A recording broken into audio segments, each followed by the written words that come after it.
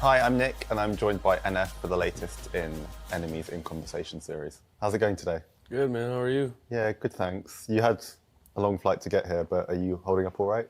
Surviving. We're Okay. talking about the jet lag or whatever. It's definitely rough.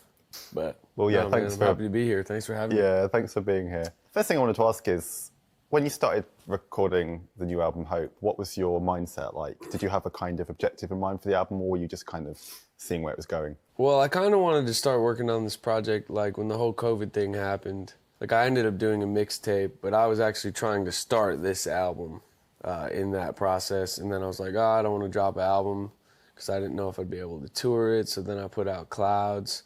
I don't know. I always have an idea of what I want to do, but I never know what. I kind of figure it out as I'm doing it, the concept. And sometimes it sucks because you're like, instead of just making music, you're like, how do I make a concept and how do I like, but it always ends up coming together. And a lot of times I end up making the title track last. So sometimes that's frustrating too, because I'm just like, I don't have the beginning of the album done until the end. And I'd prefer it's like you start at the beginning and go to the end, you know? So, I just kind of figure it out as I go. Is that what happened with Hope? Did the title track come last? Yes. Yes. It seems to be well, I think on the search, the search didn't come last, but it was like more towards the end, but there's probably like a few songs after it. But yeah, this record, I finished Hope like very last, right at the end. What made that the one to become the title track? Did something kind of fall into place when you made it? I think I've kind of been crafting, like I'm a huge movie fan and I like connecting my records and songs and stuff like that. And that's like the journey I'm on in life. I'm trying to like figure things out, and I kind of like mentioned that in, you know, my search record and stuff, like looking for the map to hope and just talking about just like metaphors and stuff that's just in my music.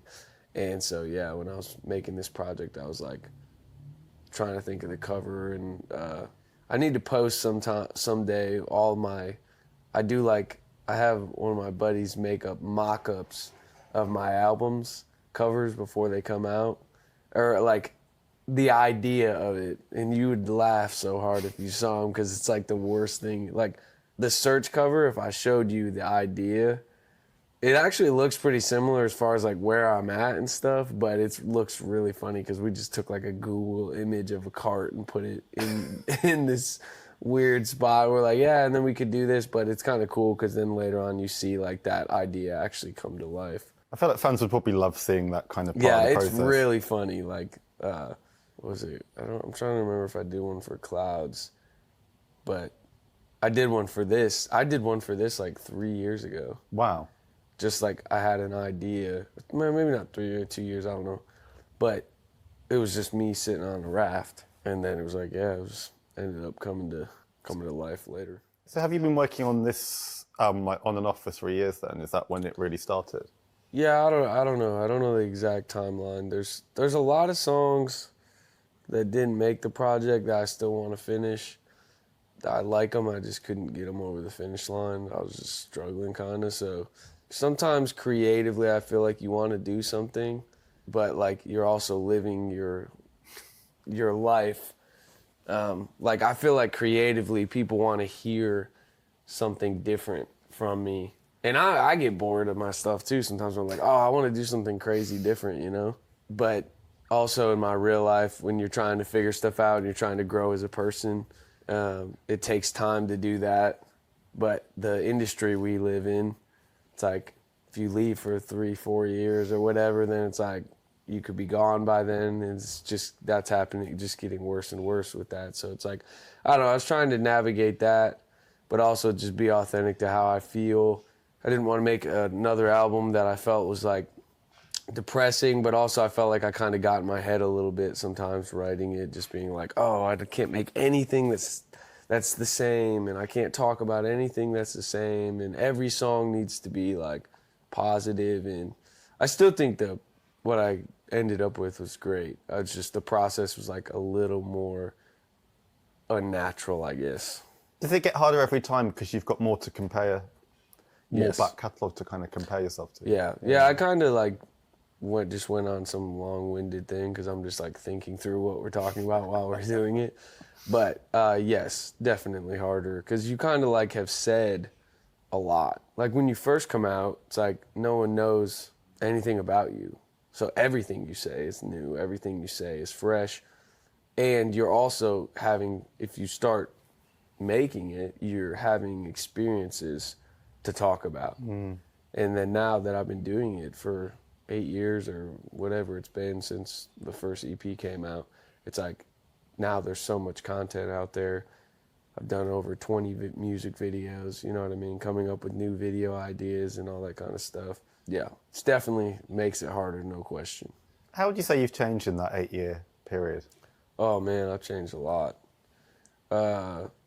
Just like I feel like anybody in any field, I've kind of like, I don't really think about it that much, I guess, but when I like sitting here and you asking it, well, I guess I do think about it sometimes. Like I think about like, you just see the growth. Like it's like, I've said it before in interviews, but it's kind of like your diary, or like if you were a builder and you built a house and you're seeing like the progress over the last 8 years, you're like, oh, I learned, you know, don't build it this way, or hey, I need to do this in this order because it makes this easier. It's like, that's how it's kind of been for me with music, where I'm like, oh, I need to come up with this concept this way, and then if I want to make the video match this, I need to think about this, and I've kind of just learned how to do that. And I definitely have fallen in love with the music video side of because like I said, I love movies, so that's been cool to like experience. They've definitely gotten harder to shoot.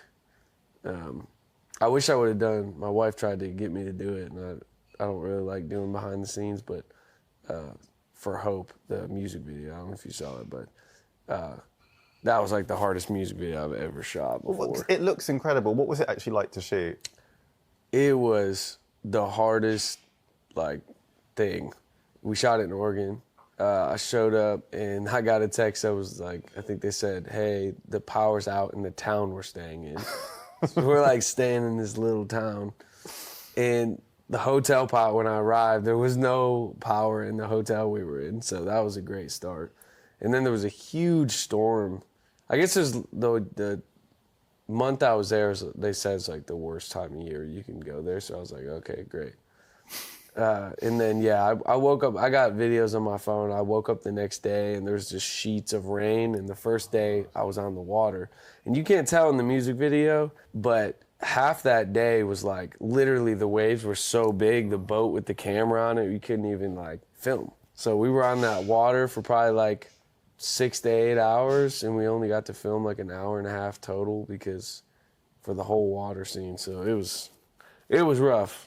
I think I love the video how it turned out, but man, it looks so calm. It looks so calm when you watch. You look kind of strong unless if it's all just breezy. Dude, I know. I'll show you a video on my phone before I leave.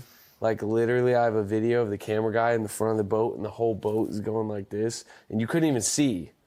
Like the water and the fog and everything was so intense, and then literally you see the video, and the sun started coming out.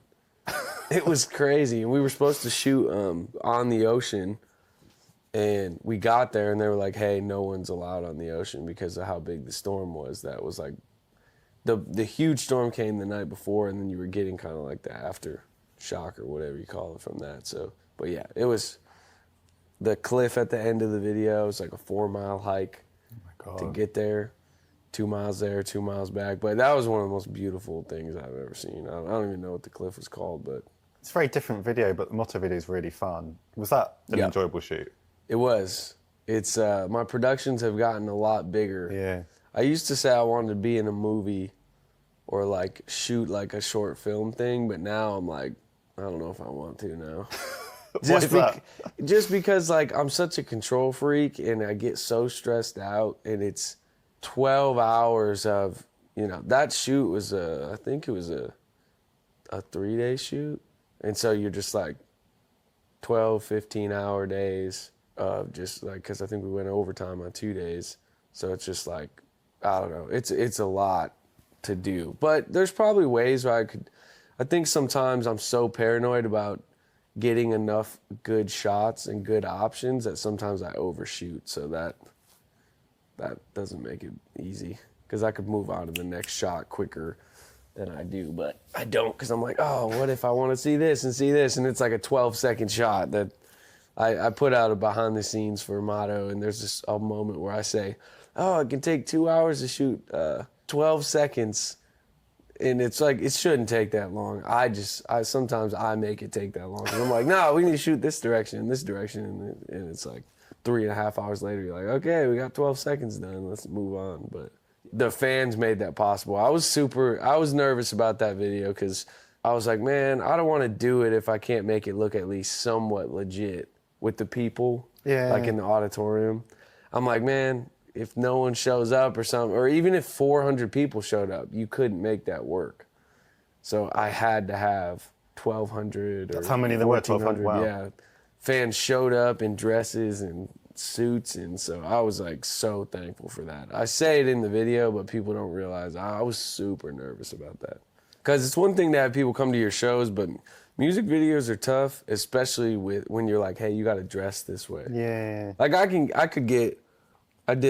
when I grow up, there's like 600 people. I was like, hey, I just wear black and jump around in the crowd. That's way different. This was like, hey, you got to dress in a suit and a tie and a dress. And yeah, so that was a crazy video too, but I think it turned out good. I was proud of that one. What story were you trying to tell with that video? What was the concept behind it? I just feel like sometimes I just like to poke fun at our industry that we're in. I mean, I'm in it, so I see a lot of stuff, and like, so I don't know. Sometimes I feel like the older I get, the more I like care less about certain things. It's not really like, some people tried to make it about like, like a knock, like I'm knocking certain artists. It's not about that. It's like, if you're an artist and you get a Grammy, like it's a big deal to a lot of people. I'm just saying for me, I'm not saying if I ever got a Grammy I wouldn't care at all. I'm just saying I care way less about those things than I used to, just because I'm in it. Like I would much rather sell out arenas and behind the scenes be doing big things than like get a Grammy. And some people will probably be like, oh, it's just because you don't got one. It's like, no, that's not why. Like I've just seen what the industry is, and there's things I love about it too. But yeah, I'd much rather be like killing it behind the scenes as long as I can, and touring. That's a big thing. I always tell people, I'm like, man, when it comes to touring, that's kind of like the final step where people decide how invested they are in you, in your career. Like if they're willing to buy a ticket and come to your show and buy your merchandise, like they're in. It's easy to go on your phone and watch a video or download one song from you that they love and put it on their playlist. But I think nowadays it's harder than ever to get people to like really engage and be like, oh, I want to check out that artist's whole album, or I want to actually go see them live. To me, that's the last step where someone's like, I love this, I'm committed to this. I was going to ask this because, like, the last two albums both made #1 on the Billboard chart. Like, is touring really more of a kind of definition of success for you now than going in? For sure. Yeah.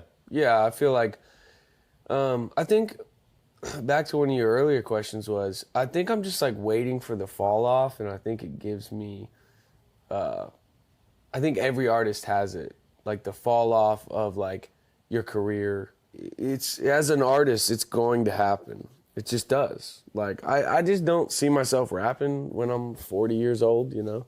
I'm 31. Who knows, you know? This might come back to bite me someday, but I just don't know if I'm that guy, you know what I mean? And I'm thankful for how long my career's gone, but like writing this album, I think that kind of got in my head too, and I'm like, man, is any of this better than what I've done before? And then you just start... For me, I start obsessing about everything. Is it different enough? It's like, is this the record where I start falling off? Is this like, I don't know. It's just like natural feelings I think most artists have, because we're in an industry where it's like that. Like most of the time, you don't even get on. Like you don't even make it. Yeah. And then if you do make it, you might only last a year. You might last 10 years if you're lucky. So I've been very fortunate to be able to do this long. But even me, I still have the fear of like, like, when's it gonna be over? And I kind of went off on a thing. I don't know what your original question was, but I started going off into the fall off thing, but I don't know what you said before that. Do you? No, I think we'll follow up on this right. on this topic. Like, how far ahead are you thinking? Are you thinking like this album, this tour, and then I'm not thinking 5 years down the line, or do you have a kind of longer? No, I always think about the future. That's why I torture myself sometimes, because I suck at living in the moment, and I'm always like, well, what's next? Like, as soon as this record's been done, I'm like, well, what am I gonna do? What am I gonna do now? What's my next album gonna be? And it's like, it's not even out yet. You know what I mean? And that's part of what's made me good at what I do, I think. But also, like, man, I want to start living in the moment a little bit more. Like, I was talking to my wife the other day, and I think she was saying that it's like, I'm gonna someday, you know, in the next 10 years, I'm gonna be 40 years old, and I'm gonna look back and be like, man, why did I not? I don't want to do that and look back, like turn 40 and look back and go, man, why did I never enjoy this stuff? You know what I mean? I always was just like, oh, this is so stressful, and this is this. It's like, I kind of do that to myself, and so, I don't know. My goal is over the next 10 years or however long I could do this still, to actually try to enjoy it, because I haven't really done that.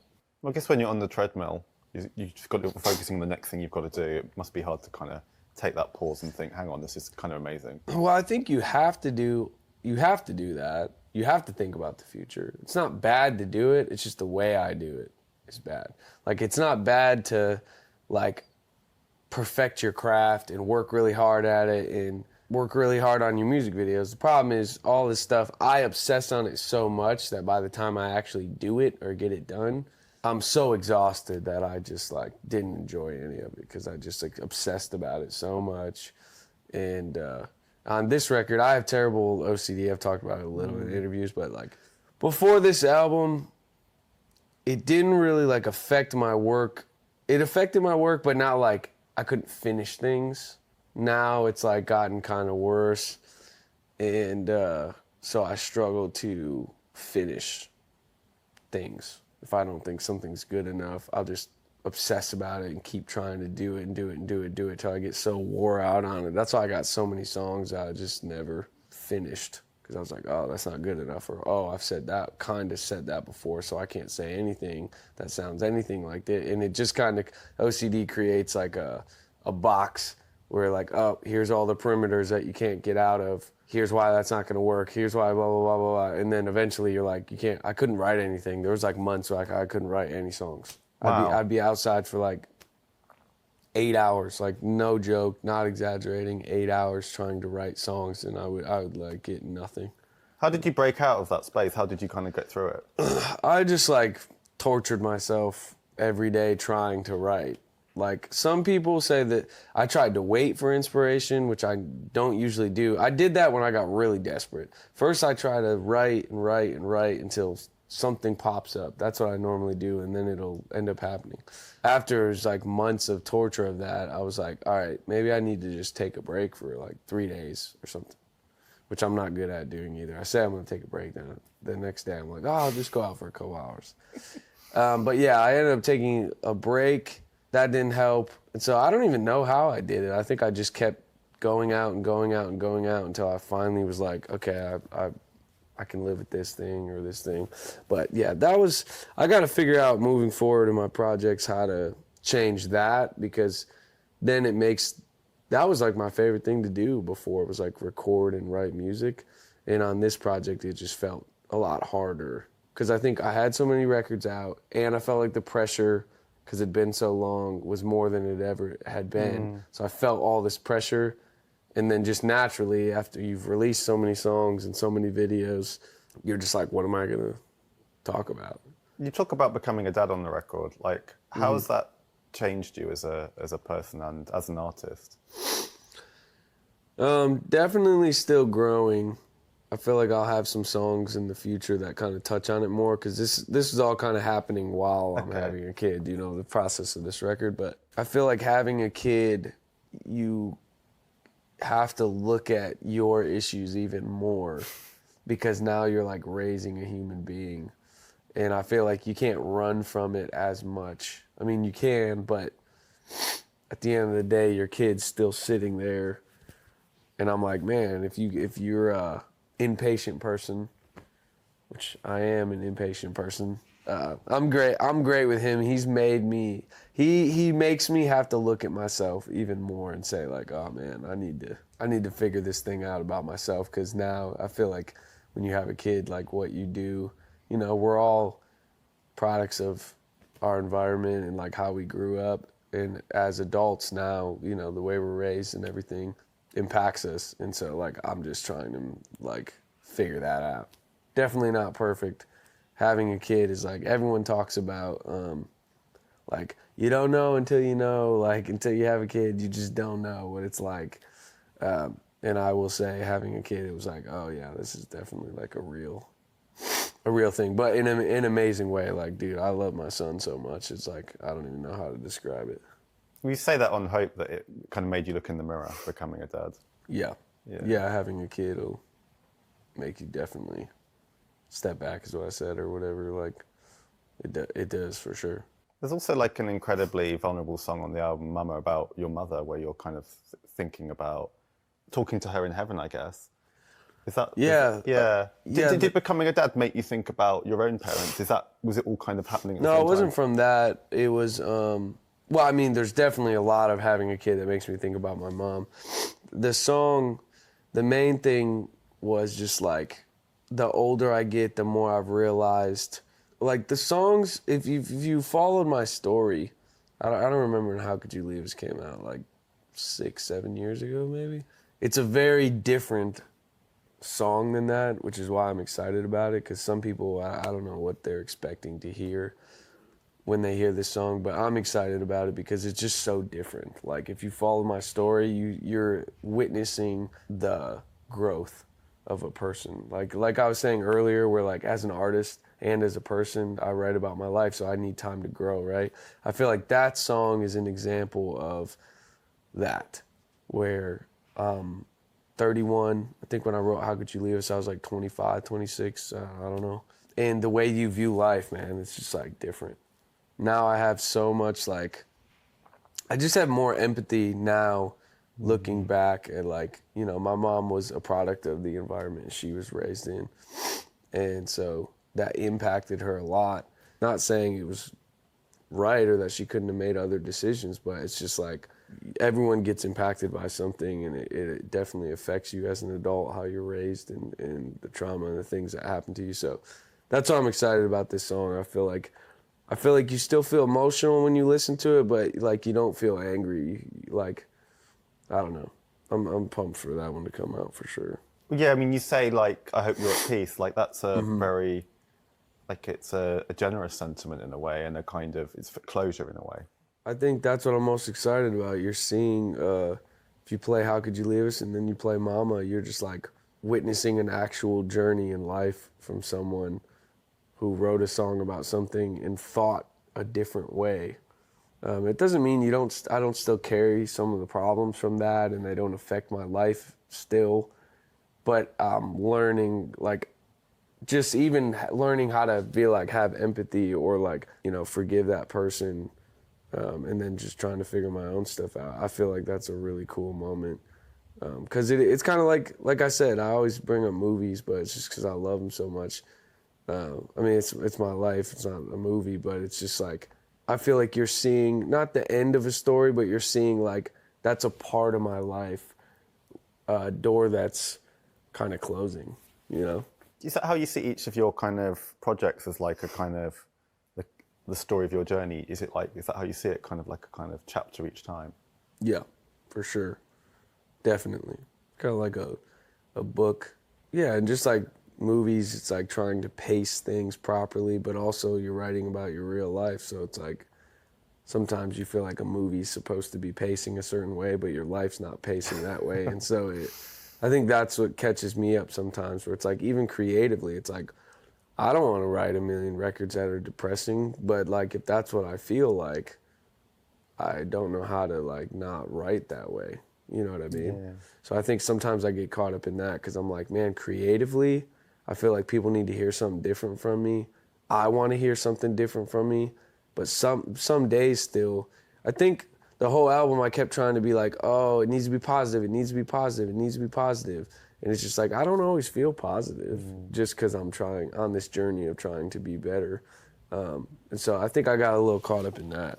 There are a couple of features on the album, collaborations. How did they come about? The Cordae feature, someone from my management team, I think, connected us. I can't remember how it happens. So we like talked on the phone. And then I had I was in the studio and I had a chorus that I wrote that I hadn't used. And we like threw a beat together real quick, me and my producer, and I laid down the hook and I was like, oh man, this is crazy. And so Cordae and I had like just connected. You see this bug, man? What's going on here? Jeez. Yeah. So we laid down the hook and I sent it to him, and he's awesome, bro. He's legit. He like sent me a verse in like a day. This was pretty quick. Yeah. And I had been having writer's block for months, so it took me like, I wasn't working on it for 2 months, but I like was trying to write like 8 songs.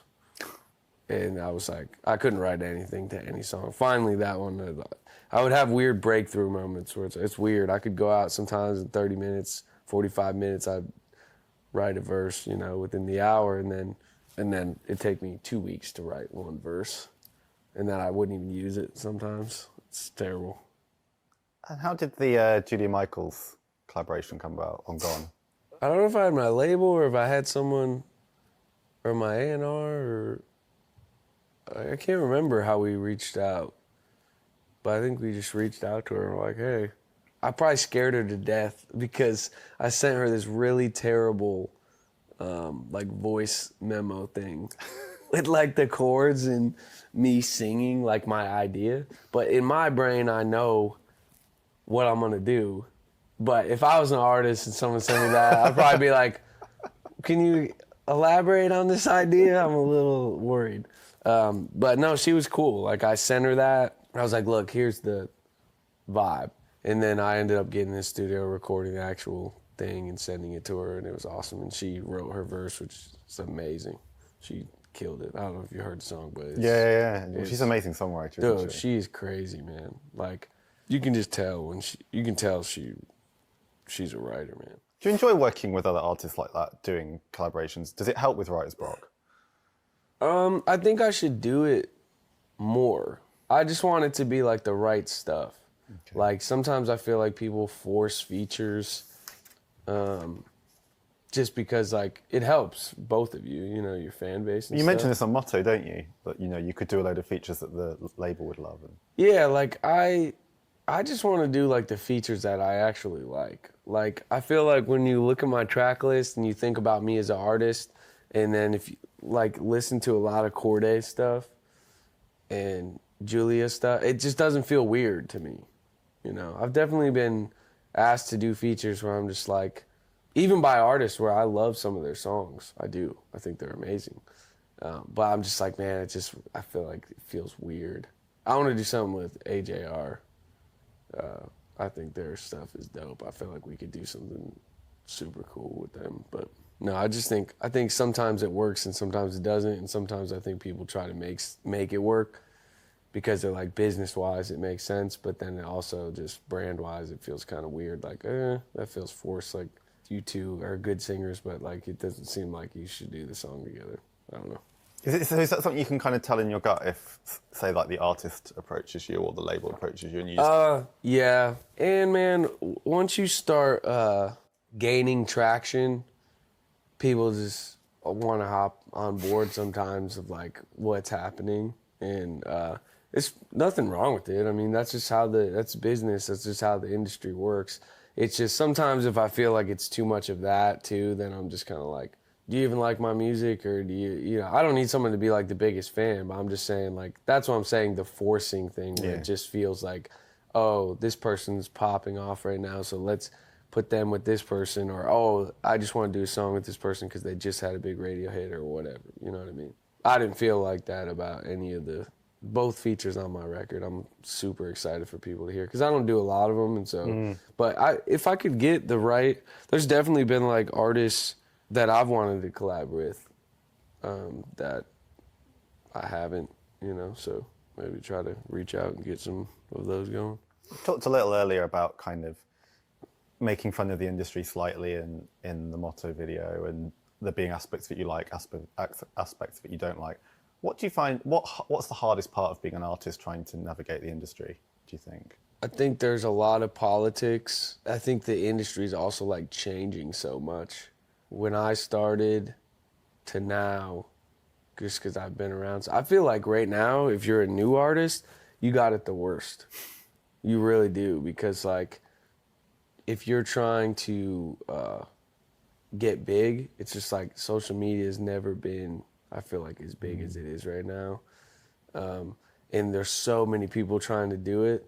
Back in the day, it was like you got signed to a label and you were on the radio, and then people could just buy your record in the store. You know what I mean? Now, Joey and his, I don't know why I came up with that name, but Joey in his bedroom can record a song and put it on YouTube and put it on streaming platforms, and then the next day be massive. But I think it gets tricky because there's so much of that. Yeah. And I think it's way harder, like I was saying earlier, for people to get to do shows, like to get people to actually, I think people are having they're having big moments now, but like they don't have careers. Not everyone, obviously. But like I was, this bug, bro, what's going on with this bug? Like I was saying earlier, to get people to come to your show, to me, that's like, if you can tour, like people are always like, oh, if you can do arenas, it's like you made it. No, in my opinion, that's a goal I have. But if you can tour and do 500 people in every city, like that's huge. Like it's way harder than people think. Like I think my booking agent was saying like the amount of artists that get to like 1,000 tickets, that's, rare to do that. But then as soon as you go to like 1,500, 2,000, everyone starts dropping off. Because it's just hard to get people to come to shows. So, like I was saying, like back to your original question though, is like, yeah, I think it's super hard right now, and like it's just getting harder. Like icons, I was talking to my friend the other day. I'm like, man, all the icons I feel like are from like 10 years ago, or way longer than that. You know what I mean? Like when I grew up, the artists that everyone still knows about and everything. I feel like, man, if you're coming out the last 5 years. There's definitely still huge artists. I'm just saying, is anyone who comes out this year, 10 years from now, with how everything's just like this, is it going to be like, I don't know. I'm just watching it change in front of me. It's so interesting what you said about like getting people to come to shows, because I guess if you can get 500, 1,000 people in every city to come to a show and do that every 2 to 3 years, that's a long-term career, isn't it? If that audience is going to come out every single time. You can have an amazing... like even financially, like if you do it correctly, if you can keep touring around, I mean, it's hard to keep people engaged, so you kind of want to make sure you keep doing something. But yeah, if you can travel around, bro, and play for 500, 1,000 people, like that's all over the U.S. You can do 40 shows for 500 people. You know what I mean? It's like, obviously, most people's goals are bigger than that. But I remember when I first started and I started playing clubs for like 300, 500 people, that was like amazing to me. And the environment, so that's like, those are the moments like you just don't get them back. Yeah. Like unless I start falling off and then, I go back down to that. But like, I'll never forget those moments where you're like, you go from nothing, nobody at your shows, and then I started playing clubs and there's 300, 500, 600 packed people all in this little room. I would tell any artist, enjoy that, like, because I don't think that feeling, the bigger the shows get, it's not that you get a new feeling, but I'm saying you don't get that feeling anymore. At this point in your career, what do you see your purpose as an artist as being? I don't know. I've always said in all my interviews, like it's always been like a therapy for me, an outlet, and I really think that's what it is for me. Sometimes people will like it, sometimes they won't. I just want to learn to like, if I love it, then I'm good if other people don't love it. You know what I mean? I'm fine with putting out music that I think is amazing. It's not that it doesn't suck when people don't like it, but like if I love it and I think it's good, then I can live with that. And have you thought about how this album's going to translate live? Are you already thinking about the tour for it? Definitely thinking about it. It's a good problem to have, but now that I've put out so many records, it's like now, it used to be like, how am I going to build a set that's long enough to be a headliner? Because I didn't have enough music, you know? And now it's like, now I got a lot of music, and so it's like, how do I put a show together that's, I can squeeze all these songs in and not cut out ones that people want to hear, but also, I don't like doing too long of shows. I feel like it can get boring for people. I don't think my shows are boring at all, but I just, if I'm at a show and the show's like over an hour and 20 minutes, I'm kind of like, but I'm a very like impatient person. I usually go for like 5 songs. I don't really go to a lot of shows, but I go for like 5 songs and then I'm like, I'm out of here. I'm like, I don't want to deal with the traffic and people and stuff, so I just leave early. So I'm not a good gauge of that. But yeah, I'm excited for the tour. I've got a really good team of people and we're working on it. Nervous to go into arenas just because it's like, I feel like that's the jump that people should be afraid of making, because I'd much rather sell out, 8,000 tickets in Seattle than try to sell 14,000 tickets. I'm always more about like, I want the vibe to be right. Yeah. It's not just about like I'd rather the room look good and make less money than sell 2,000 more tickets and the room looks terrible. Yeah. It's like that's something I'm excited about things, but usually when I'm excited about something, I'm pretty nervous about it too. So I'm excited to try to go into arenas. Hopefully it works out. We'll see. Well, thanks so much for the time. Dude, It's been really appreciate fun. it, man. Cheers. Good to meet you.